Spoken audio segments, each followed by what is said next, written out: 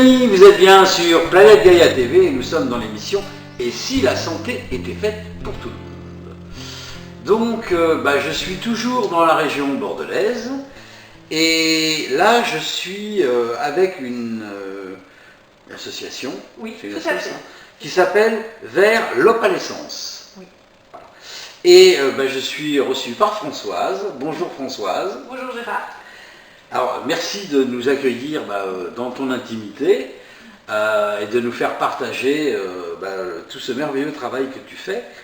Alors, pour les téléspectateurs qui ne te connaissent pas encore, est-ce que tu pourrais en quelques mots expliquer un petit peu qui tu es, d'où tu viens, ton parcours et surtout comment tu en es arrivé là? Donc, je suis Françoise Bernatas. Mon parcours professionnel est passé par la psychologie. J'ai une formation de psychologue clinicienne spécialisée en pathologie. D'accord. Ce qui veut dire que j'ai travaillé en hôpital psychiatrique avec des adolescents et leurs familles. Je me suis formée à la thérapie familiale psychanalytique. D'accord. Ça a été l'occasion pour moi de faire un travail sur moi, dans moi-même en thérapie. Bien sûr. J'ai ensuite travaillé toujours en tant que psychologue en crèche et dans l'accompagnement à la parentalité. J'ai fait ça sur Bordeaux pendant de 2002 à 2014. D'accord. Et puis après, mon parcours professionnel a fait que je suis allée vers davantage de travail administratif, toujours sur la question de la parentalité et de l'accueil des familles. Mais voilà. Et puis, depuis 3 ans, je suis en cheminement spirituel. Ouais. Je dis cheminement parce que c'est très important pour moi cette idée de chemin, et qu'on ne s'arrête jamais. Bien sûr. Et dans ce cheminement spirituel est revenu s'imposer à moi le besoin d'être thérapeute. Ce que j'ai été au début de ma carrière, et qui là s'accompagnait d'une approche et psychologique et énergétique, puisque c'est moi en recevant des soins énergétiques que tout d'un coup j'ai ressenti vraiment le besoin vital, mais vraiment vital, c'est-à-dire que ça me tenait au corps de moi aussi travailler dans l'énergétique et de pouvoir proposer à d'autres ce que j'avais reçu avec tout le bien-être et les bienfaits que j'en avais ressenti. D'accord. Voilà. Donc je me suis formée. Parce qu'à l'époque, je croyais que l'énergétique était réservée à quelques élus qui avaient un don. Ok. Voilà. Dont je ne faisais pas partie. D'accord. Ça, c'était mon mental et puis mon éducation, parce qu'on m'avait jamais dit que je pouvais. Mais j'ai la chance d'avoir eu dans ma vie des personnes qui, elles, ont fait un chemin spirituel et qui ont pu me dire « Mais non, Françoise, tu peux aller te former. Tu peux aller rencontrer des gens, tu peux apprendre. Il suffit d'en poser l'intention. » Bien sûr, mais c'est pas évident quand on l'entend pour la première fois. Oui, non, je suis complètement d'accord. Voilà. Donc je suis allée, j'ai posé cette intention. Lors d'un soin énergétique, j'ai dit à la personne qui m'accompagnait à ce moment-là, j'ai dit je veux vraiment pouvoir accompagner les gens avec ma casquette de psychologue. Parce que j'y tiens beaucoup et je crois que c'est très important de travailler avec la personnalité des gens et avec ce qu'ils vivent dans cette vie et leur histoire de cette vie. Et je souhaite pouvoir compléter ça par une approche énergétique. Et je veux entamer un cheminement dans cette voie-là. Donc j'ai posé vraiment une intention forte. J'ai fait un acte, je suis allée à l'océan jeter une bouteille à la mer symbolique en disant oui, je suis prête à suivre ce chemin. Et c'est vraiment une volonté forte. Donc je suis allée me former chez des gens qui m'étaient conseillés. Parce que je ne voulais pas partir à l'aventure de ce que je pouvais trouver sur internet. Et voilà, du coup, je suis allée me former pendant à peu près 6 mois, 1 an. Et quand je me suis sentie assez légitime pour commencer à proposer des soins dans mon entourage proche, à ma famille, ensuite, j'ai créé l'association Vers l'opalescence. D'accord. Voilà. Alors pourquoi, je m'excuse, je te coupe, mais pourquoi Vers l'opalescence? Il y a une idée Oui, il y a une idée. D'abord, c'est une association que j'ai montée avec un ami à moi qui est aussi psychologue et qui travaille aussi en énergétique. Il est professeur de yoga et hypnothérapeute. D'accord. Et nous avions à cœur de trouver un titre qui nous parlait à tous les deux. L'opale est une pierre qui nous inspire tous les deux, puisque c'est une pierre qui fait partie, pour lui comme pour moi, de notre thème minéral. C'est-à-dire ça fait partie d'une des énergies avec lesquelles nous sommes venus dans cette vie. Donc l'idée de l'opalescence, l'opale c'est la pierre qui permet d'amener la lumière dans la matière. Donc il y avait cette idée de de faire descendre la lumière dans la matière.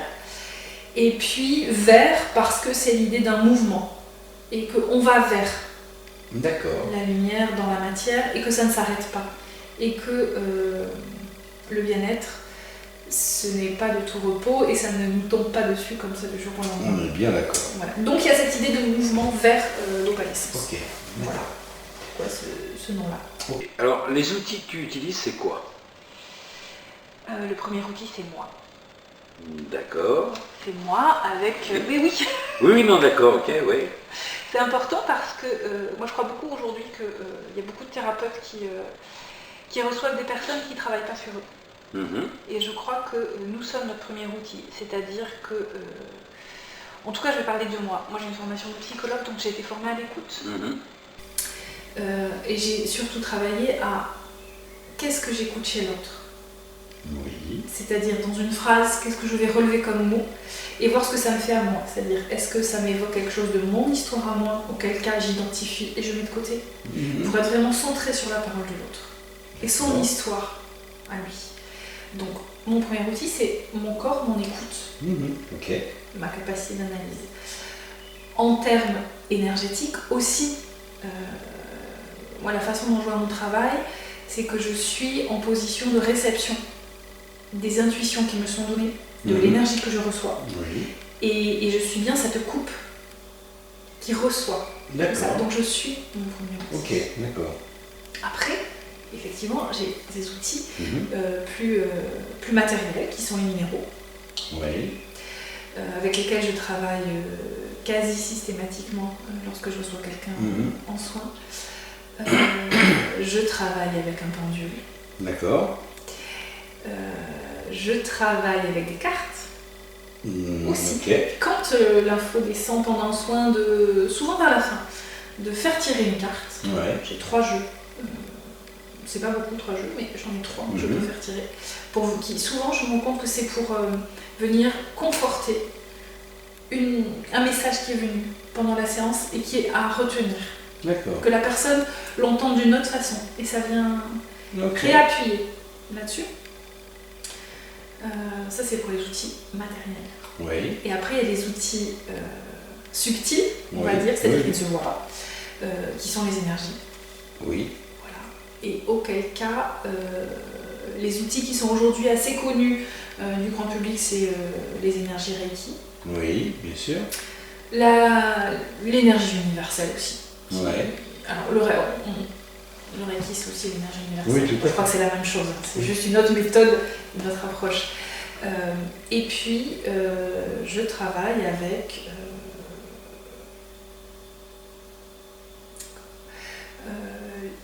je travaille sur l'intergénérationnel, les mémoires familiales.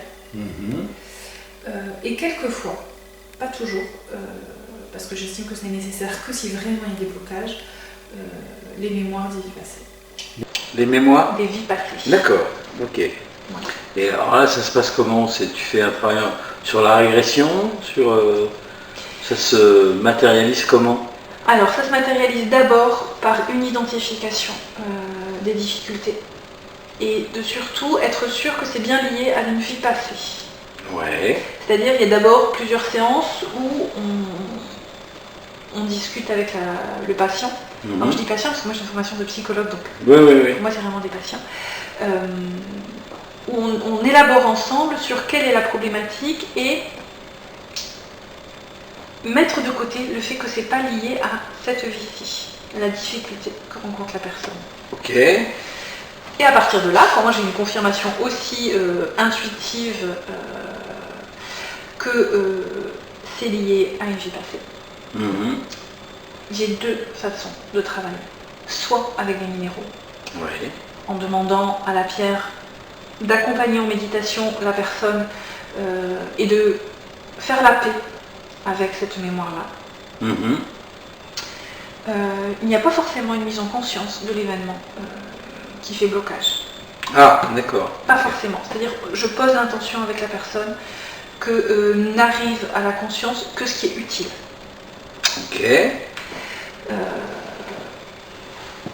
Parce que je crois qu'il y a parfois, on a des mémoires qui peuvent être très difficiles, voire traumatisantes, Ouais. et pour lesquelles on peut avoir à gérer ensuite une culpabilité qui émerge, des sentiments difficiles, et que ça, après tout, ça n'a rien à faire dans cette vie-ci.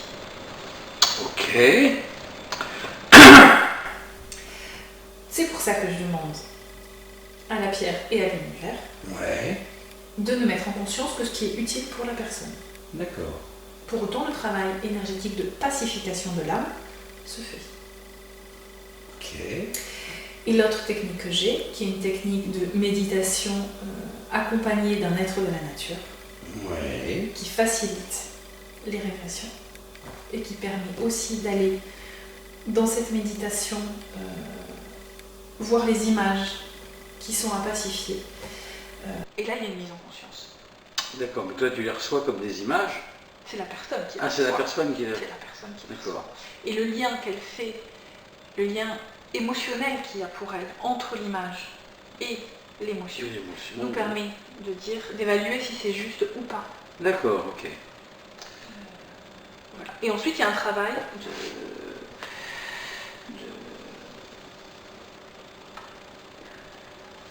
on va dire ça, d'une phrase à répéter pendant un certain nombre de jours pour que l'âme intègre le message de le passé est le passé. Ouais, Il avait à être vécu parce que c'était l'expérience d'une autre vie. bien sûr. Et cette vie-ci n'a pas à en subir des effets parce que l'âme n'a pas tout laissé de côté. D'accord. Moi, je suis atteint d'une phobie. J'ai la phobie du feu. C'est un truc qui me pose vraiment des problèmes parce que même allumer un barbecue, c'est jamais moi qui le fais, je peux pas. Toucher une allumette, c'est pas possible. Quoi. Je fume pas parce que le fait d'allumer mon briquet, ça me panique. Et bon, bah, ça m'embête quand même un petit peu parce que dans la société où on vit, on a quand même besoin de toucher le feu. Et donc, bah, je prends rendez-vous avec toi pour qu'on voit ça ensemble. Ouais. Ok. Il se passe quoi? Alors, on va d'abord discuter. Ah, discutons. On va discuter. Discutons. On va discuter parce que moi, ce que je propose, c'est vraiment des soins psycho-énergétiques. Ouais. C'est annoncé comme ça sur ma carte de visite, sur le site. Pour moi, le travail passe par une mise en parole. Et Ouais. que la personne identifie ce qui se passe en elle, D'accord. dans ce qu'elle vit au quotidien. C'est-à-dire là, déjà, pour parler de Mais la là, phobie, là, déjà, je viens de t'expliquer ce qui m'arrive. tu m'as juste dit la phobie. On peut travailler et discuter autour. On peut faire beaucoup d'associations pour comprendre. Par exemple. Mais depuis quand, par exemple? Depuis tout le temps. Et qu'est-ce que ça te fait? Ça me met en panique. Alors, Je peux même pas toucher l'allumette. C'est pas possible. C'est quoi cette panique? J'ai Qu'est-ce que ça veut dire pour toi, panique? j'ai peur de me brûler. Oui, c'est ça, j'ai peur de me brûler. Alors que l'allumette est éteinte. Hein. Donc je vais pas la gratter. Hein. C'est une peur. La peur et la panique, c'est deux choses différentes. Ouais, ah bon, d'accord. Corporellement, Oui. qu'est-ce que tu ressens, par exemple? Ah, je sens des frissons dans le dos. Et un sentiment de dégoût. J'ai vraiment ce truc-là qui peut s'allumer. Je m'excuse, c'est mon langage. Mais moi, ça me fout en panique. Ouais. Voilà. Et donc, bah, du coup, faut pas me demander quelque chose pendant ce moment-là parce que je suis tétanisé. Voilà, je suis tétanisé. Alors là, déjà, tu utilises plein de mots. Peur, panique, dégoût, Oui, tétanie. oui. Donc voilà, moi, la première approche avec la personne, ça va être de l'aider à travailler sur tout ce champ lexical-là et surtout faire le lien avec les émotions qui la D'accord. traversent à ce moment-là. Et identifier, Uhum. ça c'est aussi avec ce que chacun apporte, identifier les différents degrés peut-être de panique selon qu'elle est seule ou pas, est-ce qu'elle a mis en place des mécanismes Uhum. qui viennent lutter contre ça, et puis l'inviter à associer et à me raconter des situations où ça s'est passé. Ouais, d'accord.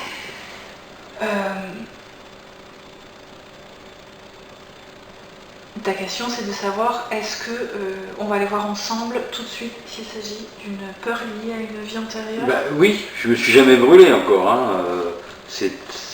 Il m'est jamais arrivé d'accident puisque je ne touche pas au feu. Alors là, je pourrais. J'ai pas dit que j'étais un cas simple. Hein.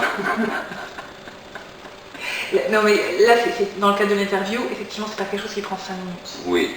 Oui, bien sûr. En général, moi, je ne propose pas une régression, ou en tout cas ce travail-là, dès la première séance. D'accord. J'ai besoin de rencontrer la personne, d'échanger. Et on va discuter ensemble de oui, est-ce que vous envisagez ça comme un blocage peut-être lié à une mémoire? Est-ce que vous avez déjà testé? Je crois pas à tous ces trucs-là, moi, madame. Les vies antérieures et tout. J'y crois pas. Oui, mais si vous êtes venu me voir moi. Ben, c'est parce que j'aimerais me débarrasser de cette phobie du Oui, feu. mais pourquoi venir me voir moi plutôt qu'un psychologue classique? Parce que j'ai vu votre photo sur un magazine et je me suis dit, tiens, avec elle, j'ai envie de travailler.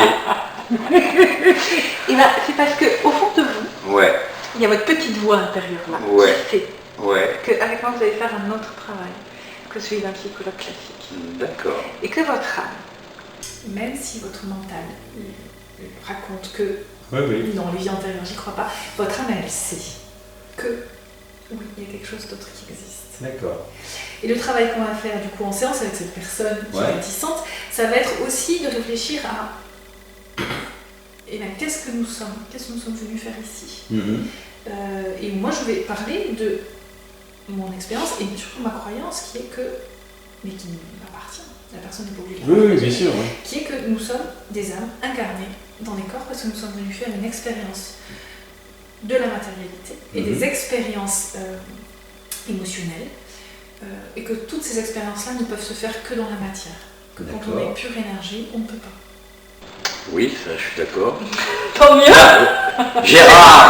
Gérard, l'intervieweur, est d'accord. Oui, pas le patient, hein, lui. Oui, le patient, lui, le patient, s'il est venu là, on va discuter de pourquoi il a choisi moi. Ouais, Alors qu'il peut aller voir des thérapeutes comportementaux, ouais, il peut aller voir des analystes, voilà. D'accord. Il peut aller voir d'autres types de praticiens. d'accord. Et que s'il est venu voir moi, c'est bien qu'il y a quelque chose qui a tilté. Même Ouais. s'il ne sait pas trop quoi. Ouais, ok. Ou D'accord. juste parce qu'on lui a dit, va voir Françoise, Oui, possible. elle est oui. sympa, elle est efficace, Ouais, elle est ouais. à l'écoute. Je ne sais pas pourquoi. D'accord. Mais s'il vient, on va du coup réfléchir ensemble et mettre du sens à pourquoi c'est moi qui l'ai venu voir. Puisque moi je propose ce type de travail-là. Ok, d'accord. Et donc si effectivement à un moment donné la question de la mémoire antérieure fait sens pour cette personne, on la travaillera soit avec les pierres, soit D'accord. avec la régression en méditation. D'accord. Alors, pour faire passer mon problème, madame, il va falloir combien de séances? Je ne sais pas.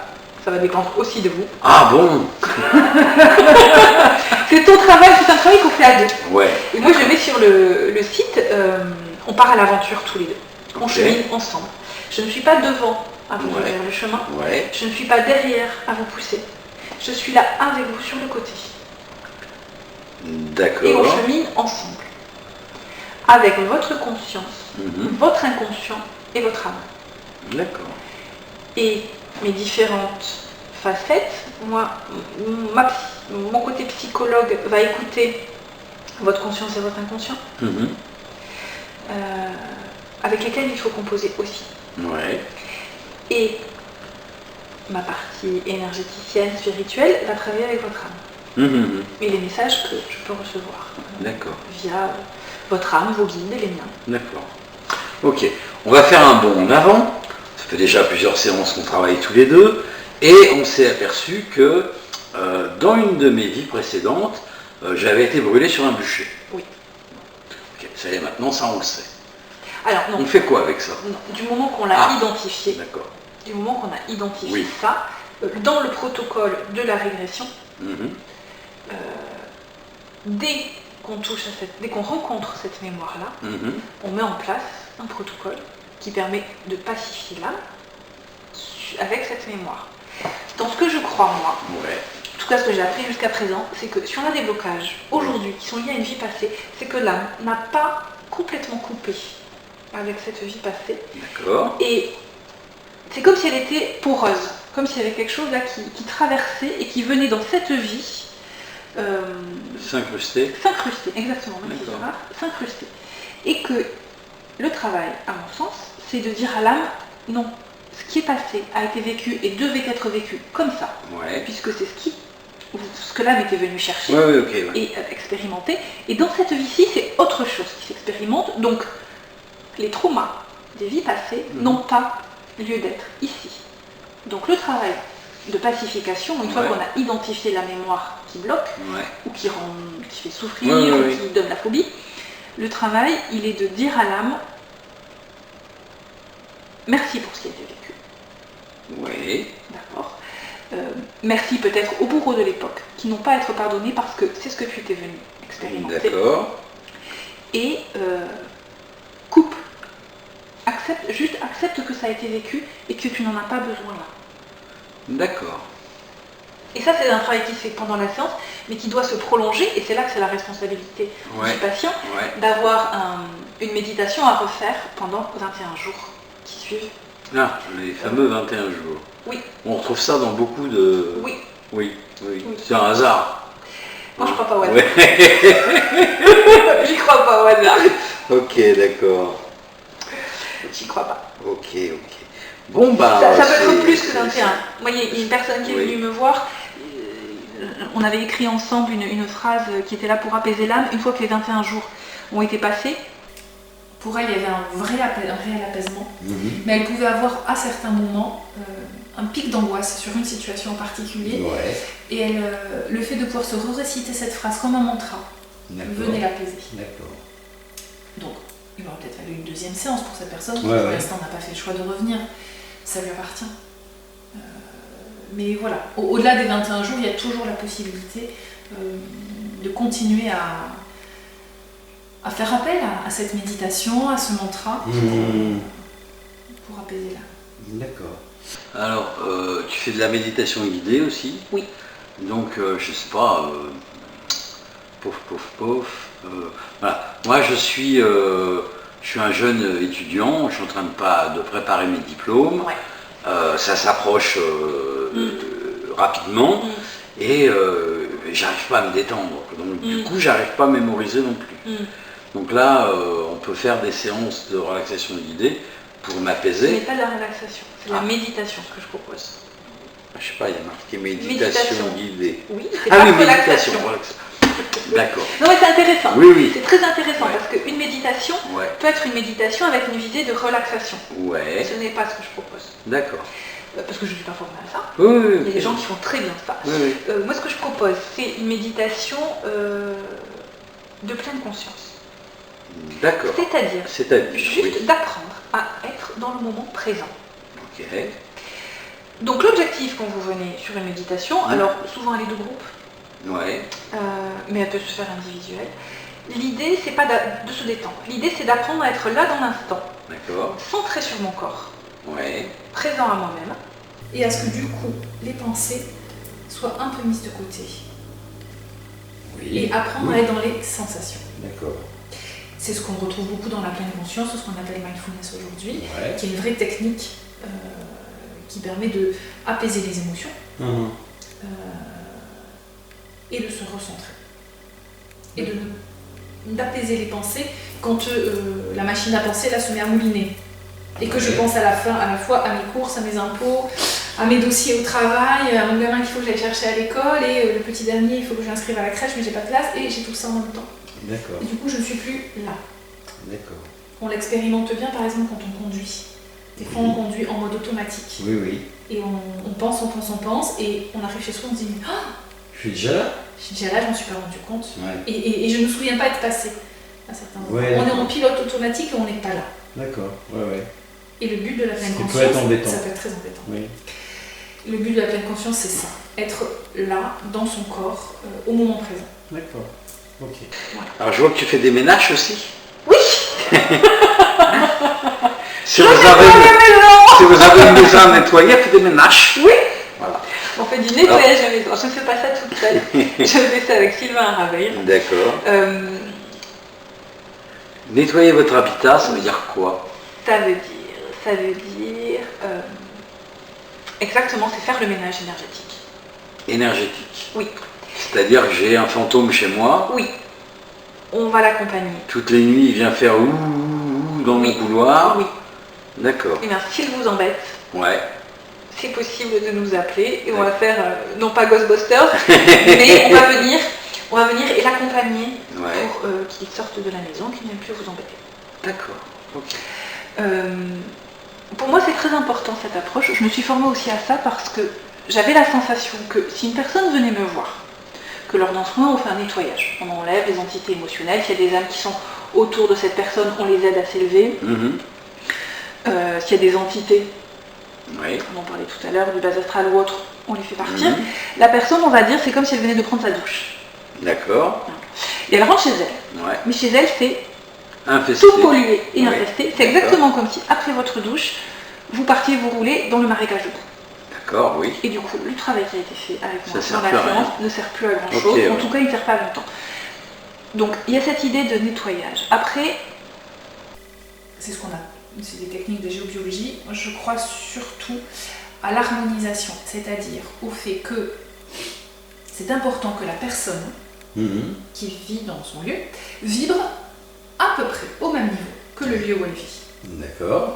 Ce qui veut dire que quand on nettoie une maison de tout ce qui la pollue énergétiquement, il y a forcément les émotions de la famille, de la personne qui sont aussi là.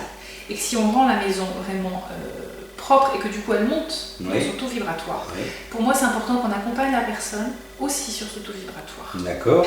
Et du fait de ce nettoyage des maisons, nous le pratiquons toujours en présence des personnes qui vivent là, des personnes majeures Ok. qui vivent là. Personne majeure. oui, au moins. Mais moi j'ai 2 enfants.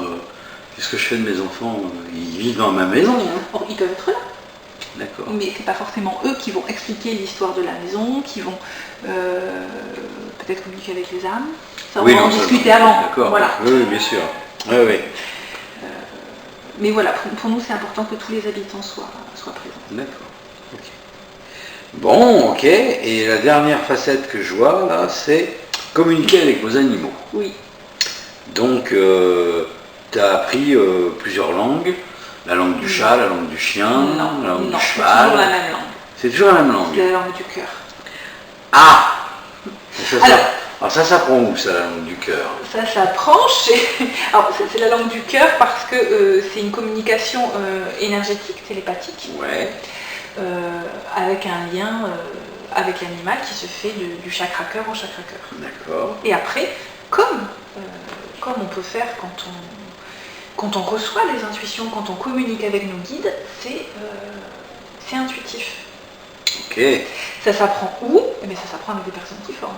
D'accord. On peut être formé à la communication animale. Oui. D'accord. Comme on peut être formé à la bioénergie, comme on peut être formé au Reiki, comme on peut être formé à des tas d'autres... Donc c'est pas communiquer avec les animaux, c'est pas un don. Non. D'accord. Mais ça nécessite aussi un protocole. Ça veut dire que si votre chat arrive là, je ne vais pas pouvoir dialoguer avec lui comme ça tout de suite. Moi, je vais mettre dans un état méditatif qui me permet de recevoir, et s'il veut bien discuter avec moi, oui, bien sûr. qui va me permettre de recevoir les informations dont vous avez besoin. Parce que je ne le fais qu'à la demande de l'humain qui s'occupe de cet animal. D'accord. Okay. Parce que je suis médiateur entre l'animal et l'humain. D'accord. Ok. Donc moi j'ai un chien, Médor il est gentil, mais chaque fois que le facteur il vient, il lui mord les fesses. Ouais. C'est embêtant quand même, hein. Il n'y a plus aucun facteur qui veut venir déposer le courrier chez moi. Oui. Je t'amène mon chien, tu peux faire quelque chose? Il n'y a pas besoin que tu amènes le chien. Ah, en plus. Tu m'appelles. Oui. Tu m'expliques la situation, tu me dis les questions que tu veux que je lui pose. Pourquoi tu mords toujours les fesses du facteur? Voilà. Si tu as des messages que tu veux lui faire passer aussi. Il faut arrêter de mordre les fesses du facteur. Oui, au-delà de ça, voilà. Et moi, je vais de chez moi, avec un protocole particulier, je vais contacter ton animal. Ok. Et discuter avec lui. D'accord. Et lui demander pourquoi il mord les fesses du facteur. Et si on pourrait faire à la fois, du coup, comment est-ce qu'on pourrait faire pour que le facteur vienne sans qu'il le morde? Est-ce qu'il a une demande particulière? Est-ce que c'est qu'il a peur de la voiture, de la mobilette? Est-ce que ce facteur-là ne lui convient pas? Est-ce qu'il est stressé et qu'il a besoin de fleurs de bac? Est-ce qu'il a... Voilà. tas de choses comme ça. D'accord. Je pense aux fleurs de bac parce que j'ai communiqué avec un animal, un chat, Ouais. qui était stressé quand sa maîtresse n'était pas là. Ouais. Et lui, il m'a dit, il faut qu'elle me donne des fleurs de bac. C'est-à-dire que l'animal, il savait ce dont il avait D'accord. besoin. Ok. Bon. Il est assez connecté à lui et à la nature pour savoir ce qui va lui faire du bien. Là où nous, c'est pas nous le cas. D'accord. Donc voilà. Et après, je te rappelle, Mhm. et je te fais une restitution orale, et je t'en ferai une écrite de l'échange que j'ai eu avec ton animal. Ok, bon. Ok, mais je crois que là on a fait un peu le tour des différentes facettes de Françoise. Les principales. Alors, dans le cadre de cette association, D'accord. ouais. Donc il y a autre chose. Ah, il y a une vie privée. Ah oui, il y a une privée, oui, d'accord, ok. Ça, on ne parle pas de la vie privée. D'accord, ok. Et professionnellement, on a fait le tour là. Voilà, D'accord. voilà. Pour moi, c'était très important d'avoir une association, Ouais. puisque ce n'est pas avec cette activité-là que je gagne ma vie. Je Mhm. n'ai pas de quoi payer ma maison Oui, oui, bien sûr. et ma vie du quotidien. Et je ne voulais, je disais tout à l'heure que c'était vraiment très important pour moi de prodiguer des soins. Je Mhm. ne voulais pas vraiment le faire au noir. Oui, bien sûr. C'était très important de monter cet asso pour avoir un cadre légal. Ouais. Puisque je prends vraiment la responsabilité et l'éthique. C'est quelque chose qui me tient vraiment à cœur. En tant que psychologue, moi j'étais formée, j'étais en thérapie, j'ai été supervisée. Mhm. Et je crois que dans l'énergétique, on doit aussi se superviser. On est bien d'accord. On doit être en travail en permanence. Donc pour moi, c'était important qu'il y ait un cadre légal. Ok. Le fait que ce soit une association, l'argent qui rentre permet d'acheter du matériel, Mhm. de former les bénévoles de l'association. D'accord. Et surtout, ça nous permet aussi, si les personnes sont en difficulté financière, Ouais. de pouvoir dire, mais écoutez, on va faire des tarifs plus bas Oui, ok. pour vous. Parce qu'aujourd'hui, si on prend l'exemple d'une harmonisation de maison, un nettoyage, aujourd'hui ça coûte dans les 300, 400, 500 euros. Plus que ça. Dans la région ici, on est sur ces tarifs-là. D'accord. Ça reste très cher. Mhm. Donc Oui, nous, oui. comme c'est dans un cadre associatif, on peut le faire plus bas. D'accord. Voilà. Ok, ok. Voilà. Ok, bah écoute Françoise, merci de tous ces renseignements. Donc vous avez l'habitude les amis, si vous voulez contacter Françoise, vous avez vu en bas de la vidéo le bandeau qui défile. Donc dessus vous avez son contact mail, vous avez l'adresse du site. Oui. Le numéro de téléphone il y a le de numéro de l'association. téléphone de l'association. Et puis voilà. Voilà. Il y a aussi une page Facebook Une page Facebook. au nom de l'association Et ben Belge voilà, Palessence. donc vous voyez tout ça en bas. Ok. Alors pour conclure, Françoise, est-ce que tu aurais une idée, un conseil, quelque chose que tu as envie de partager ou de dire aux gens? Oui. Merci, Et une petite Françoise. phrase. Mes amis. Non, il y a une petite chose. Ouais. Moi, j'expérimente que la vie, elle est magique. Oui, Ça ne veut pas dire qu'elle est facile. on est bien d'accord. Mais elle a cette dose de magie. Mhm. Et si on ouvre les yeux, on peut le voir. Et ça aide à comprendre pourquoi on traverse des choses qui ne sont pas faciles. D'accord. Ok. Voilà. Merci Françoise. Merci à toi. Avec plaisir, ça sera le mot de la fin mes amis. Donc vous étiez bien sur Planète Gaïa TV, nous sommes toujours dans l'émission Et si la santé était faite pour tout le monde. Et l'aventure se termine, je vous dis à très vite pour de prochaines aventures. Au revoir. Au revoir. Voilà les amis, l'émission est maintenant terminée, alors j'espère que ça vous a bien plu. N'hésitez pas à faire un j'aime, le pouce vers le haut, de façon à nous montrer que vous êtes satisfait.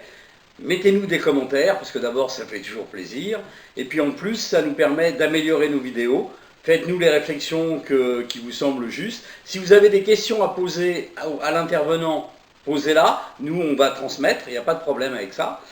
La règle, c'est bien sûr le partage. Plus vous allez partager, plus on sera connu. Plus on sera connu, plus on aura de soutien. Et donc on pourra faire du travail de meilleure qualité encore. N'hésitez pas à aller sur la plateforme Tipeee. L'adresse est en dessous de la vidéo. La plateforme Tipeee, c'est notre plateforme de financement participatif. Ce qui nous permet de pouvoir continuer, pouvoir exister, de changer notre matériel et de nous déplacer. Donc vous pouvez faire un don de 1 euro à, je sais pas moi, 1 million d'euros, si ça vous fait plaisir, d'une manière mensuelle, donc avec un engagement, ou d'une manière ponctuelle, c'est-à-dire juste une fois. Plus on aura de sous de votre part, plus on aura un budget prévisionnel conséquent, et donc plus on pourra prévoir de vidéos. On pourra prévoir aussi de changer notre matériel, encore une fois, de façon à avoir un matériel encore plus performant. Actuellement, on sort une vidéo par semaine, tous les lundis. Et là, le but de cette année, c'est progressivement d'arriver à 2 vidéos, donc une autre le jeudi. Donc vous allez voir apparaître des nouvelles vidéos de temps en temps, mais de plus en plus souvent le jeudi, donc pour arriver à 2 vidéos. Pour ça, on a besoin de vous, parce que sans vous, sans votre argent, qui est le nerf de la guerre, malheureusement, on ne pourrait pas exister. Donc je vous remercie d'avance pour votre soutien, et je vous dis à bientôt pour de prochaines aventures. Au revoir.